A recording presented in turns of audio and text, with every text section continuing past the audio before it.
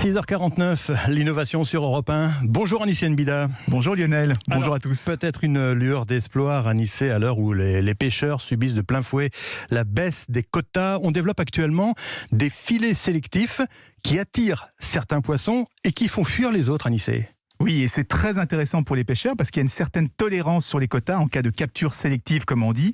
Parce que le problème, c'est qu'avec une pêche au chalutier, on utilise d'immenses filets qui ramassent tout sans aucune distinction. Alors les pêcheurs prennent quand même le temps de renvoyer à la mer tout ce qui a été attrapé par erreur, sauf que les petits poissons peuvent avoir été écrasés, les plus gros peuvent avoir été mutilés. Donc des ingénieurs écossais de SNTech ont mis au point un filet sélectif qui attrape uniquement le type de poisson que l'on a choisi et qui laisse échapper tous les autres, ce qui permet d'éviter la fameuse surpêche. Alors concrètement, Anissé, comment ça marche ? Il y a des trous dans le filet ?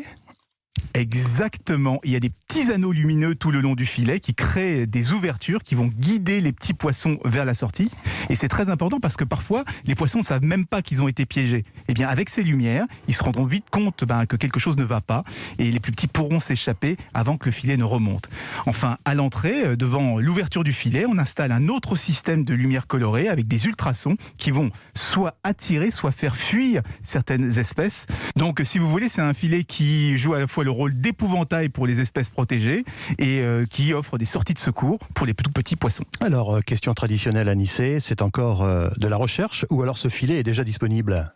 Si, ça y est, il est disponible. D'ailleurs, c'est pas le seul. L'Ifremer travaille aussi sur un chalut sélectif qui s'appuie, lui, sur des caméras et un filet motorisé qui s'ouvre et se ferme selon les poissons qui se présentent. Mais là, c'est encore de la recherche. Et tous ces travaux sont très importants parce que 25% en moyenne de ce qui est pêché est rejeté à la mer. Des poissons, on le rappelle, qui sont souvent déjà morts ou agonisants. Une surpêche qui dégrade la biodiversité, qui oblige malheureusement à baisser les quotas. Et donc une innovation qui pourrait effectivement préserver une bonne partie de la ressource. Merci Anissé Bida, à demain. Il est 6h52 sur Europe 1.